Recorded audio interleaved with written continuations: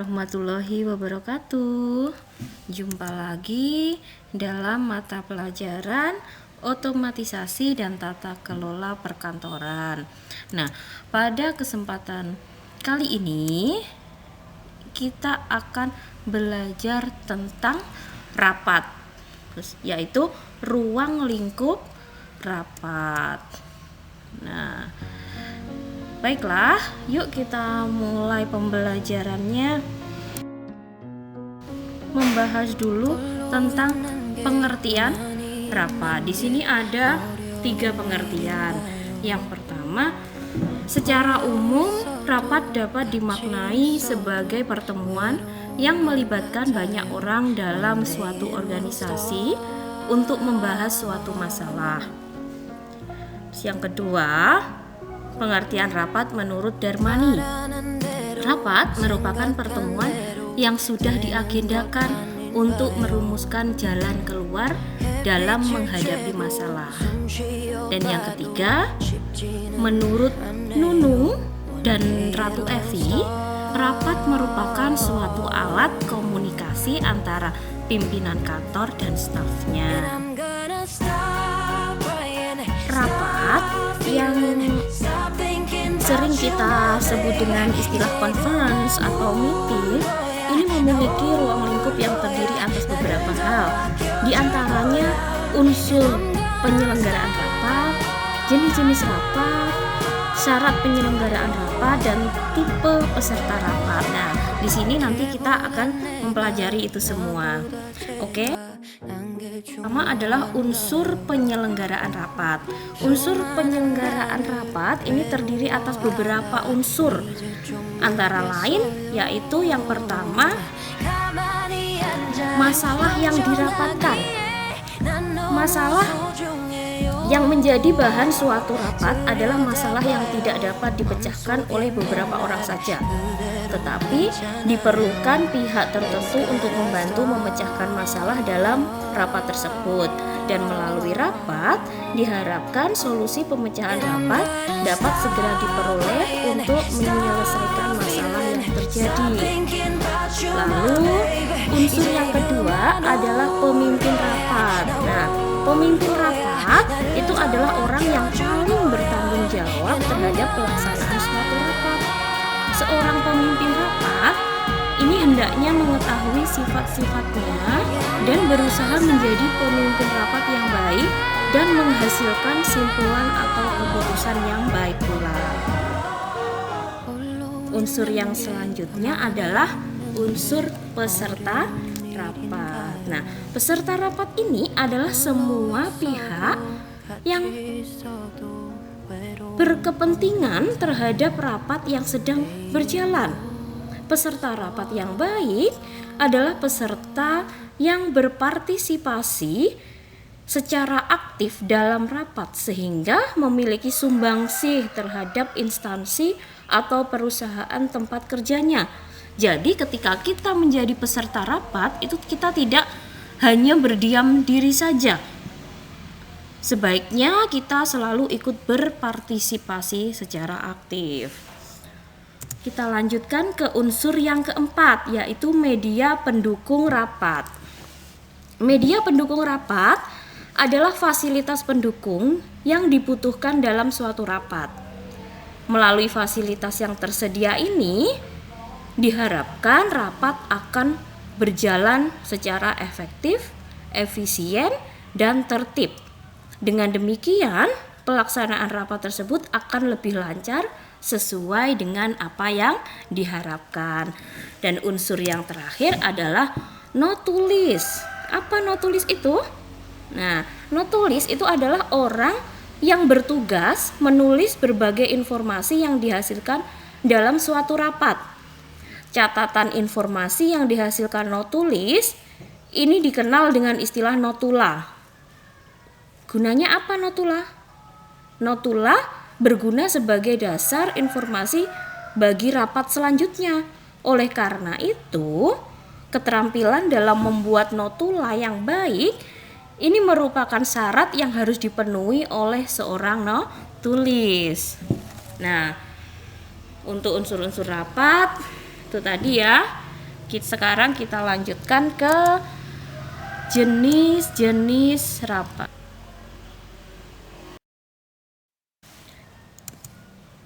Jenis-jenis rapat. Rapat terbagi menjadi beberapa jenis berdasarkan beberapa faktor, diantaranya adalah tujuan, sifat, jangka waktu, frekuensi, dan lembaga. Jenis-jenis rapat antara lain sebagai berikut. Yang pertama, rapat berdasarkan tujuannya. Ini ada 3 rapat.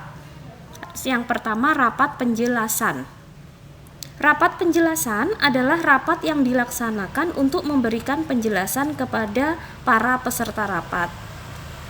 Dalam rapat ini, peserta tidak hanya dapat mendengarkan instruksi pimpinan rapat, tetapi juga memberikan penjelasan dan mengajukan pertanyaan kepada pemimpin rapat. Selanjutnya, rapat pemecahan masalah.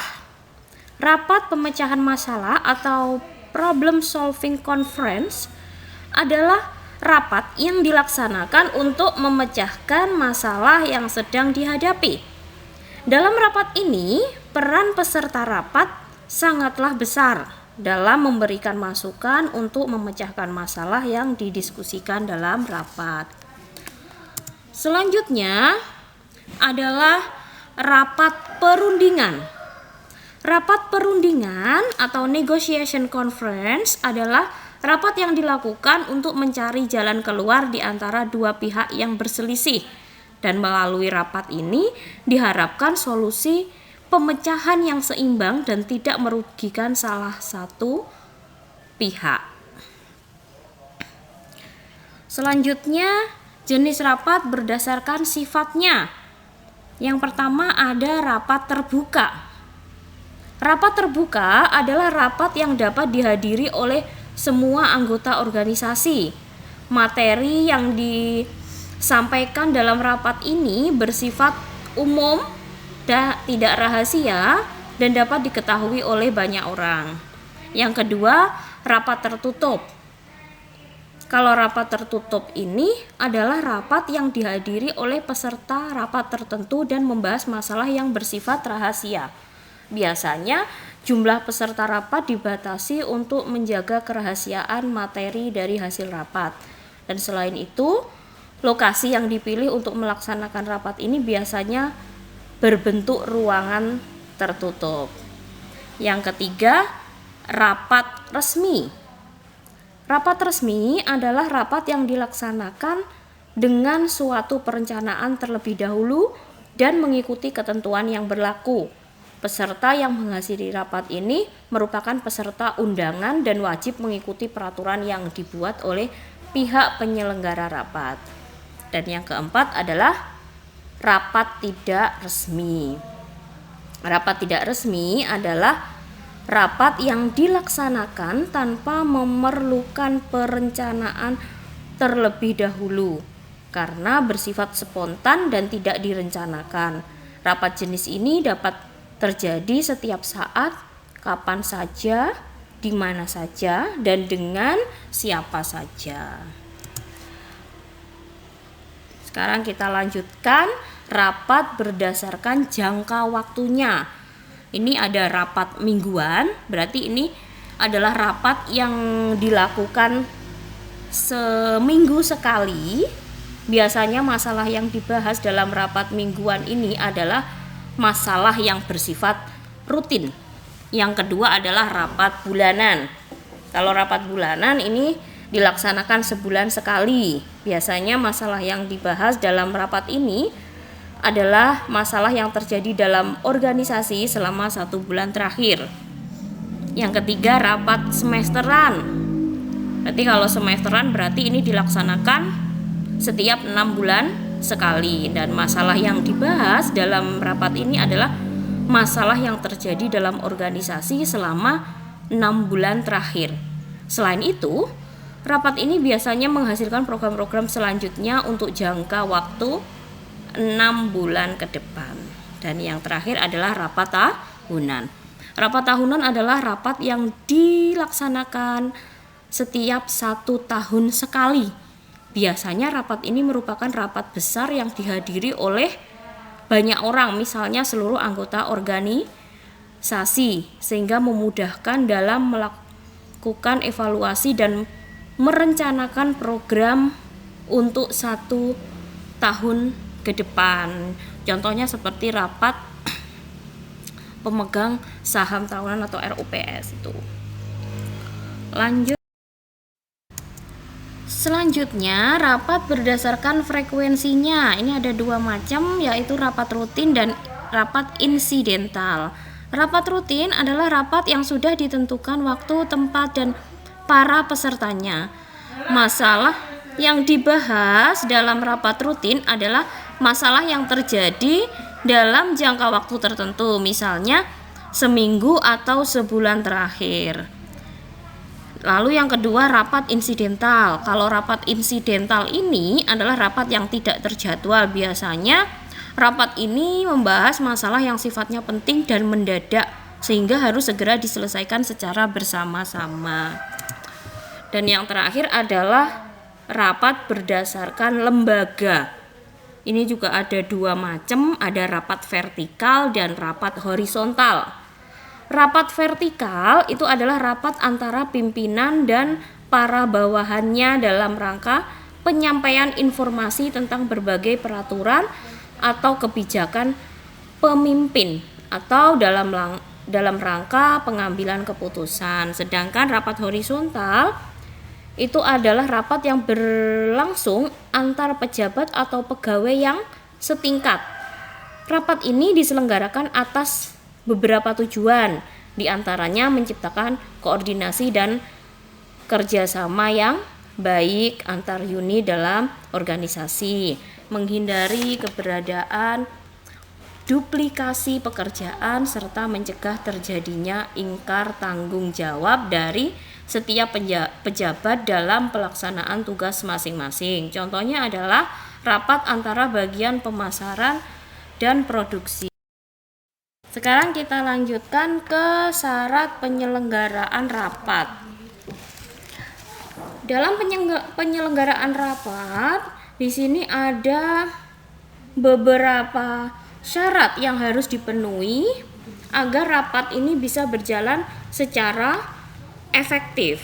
Di antaranya adalah rapat dilaksanakan dalam suasana terbuka. Dalam rapat, setiap peserta rapat harus siap menerima informasi, kritik, dan saran dari pihak manapun, serta memperhatikan berbagai informasi yang disampaikan oleh peserta rapat lainnya. Yang kedua, tiap peserta rapat harus berpartisipasi penuh dan aktif terlibat dalam rapat yang berlangsung. Partisipasi dan keaktifan dalam rapat ini dapat dilakukan melalui beberapa hal. Misalnya, dengan menyampaikan pendapat dan solusi mengenai masalah yang dibahas dalam rapat. Lanjutnya, perdebatan didasarkan argumentasi yang logis. Dalam pelaksanaan rapat, hasil yang dicari adalah kebenaran, bukan perselisihan atau peserta rapat yang saling menjatuhkan. Rapat yang baik adalah rapat yang didominasi oleh adu argumentasi logis dan berdasarkan hasil pemikiran panjang, bukan argumentasi yang didasarkan pada emosi semata. Selanjutnya, pertanyaan harus singkat dan jelas. Dalam pelaksanaan rapat, peserta berhak mengajukan pertanyaan apabila ada informasi yang belum jelas. Namun, pernyataan tersebut harus tepat sasaran dan tidak bertele-tele. Selanjutnya, rapat yang demokratis. Setiap peserta rapat mempunyai hak yang sama dalam hal berpendapat. Hasil rapat akan menjadi keputusan bersama. Yang selanjutnya, selalu ada simpulan. Rapat yang baik harus selesai dengan menghasilkan simpulan atau keputusan bersama. Jika rapat yang dilaksanakan tidak menghasilkan keputusan apapun dan bertele-tele, maka rapat tersebut menjadi tidak efektif.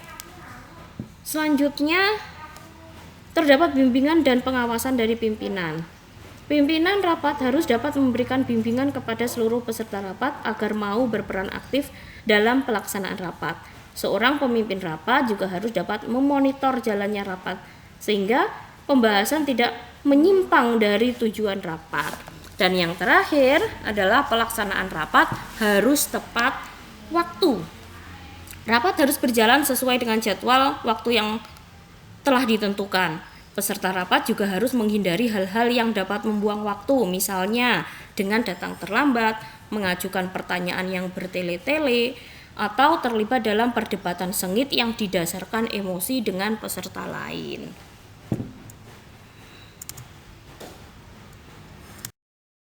Kita lanjutkan ke tipe peserta rapat. Di sini nanti ada 7 tipe peserta rapat ya. Yang pertama tipe pemersatu. Tipe pemersatu ini peserta rapat yang senang mengusahakan persatuan.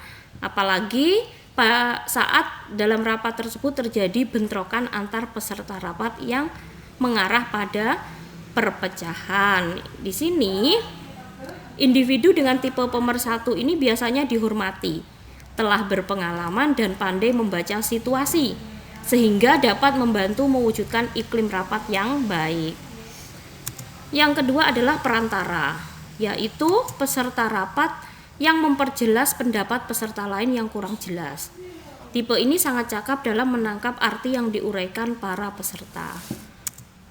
Selanjutnya tipe pendengar. Peserta rapat tipe ini adalah peserta yang tidak mempunyai sumbangan pikiran dan pendapat. Tipe peserta rapat ini cenderung kurang aktif karena hanya senang menjadi pendengar tanpa memberikan kontribusi yang berarti. Lalu selanjutnya tipe pemberi semangat. Ini adalah peserta rapat yang senang memberikan semangat dan dorongan kepada peserta lain yang tampil ketika rapat berlangsung. Selanjutnya tipe peserta rapat inisiatif. Peserta yang inisiatif ini sering memberikan inisiatif atau memprakarsai dimulainya pembahasan dalam rapat. Selanjutnya tipe pemberi informasi. Ini adalah peserta yang memiliki banyak pengetahuan dan informasi sehingga sering membagikan pengetahuannya dalam rapat. Informasi yang diberikan oleh peserta tipe ini umumnya sangat membantu dan berguna dalam memecahkan masalah yang dibahas dalam rapat. Selanjutnya adalah tipe penyerang. Tipe peserta rapat ini sering memulai perdebatan dalam rapat dengan menyerang pendapat yang diajukan peserta lain. Umumnya peserta dengan tipe penyerang seperti ini terbagi lagi menjadi 2 tipe, yaitu peserta yang menyerang dengan argumentasi logis dan ada juga peserta yang menyerang dengan argumentasi berdasarkan emosi. Tipe yang kedua ini merupakan tipe yang harus kita hindari karena dapat memanaskan suasana rapat dan membuat rapat tidak berjalan kondusif. Nah, untuk materi hari ini tentang ruang lingkup rapat saya rasa sudah cukup. Terima kasih. Semoga apa yang saya sampaikan ini bisa bermanfaat. Wassalamualaikum warahmatullahi wabarakatuh. Jangan lupa subscribe ya, like, komen juga boleh. Makasih.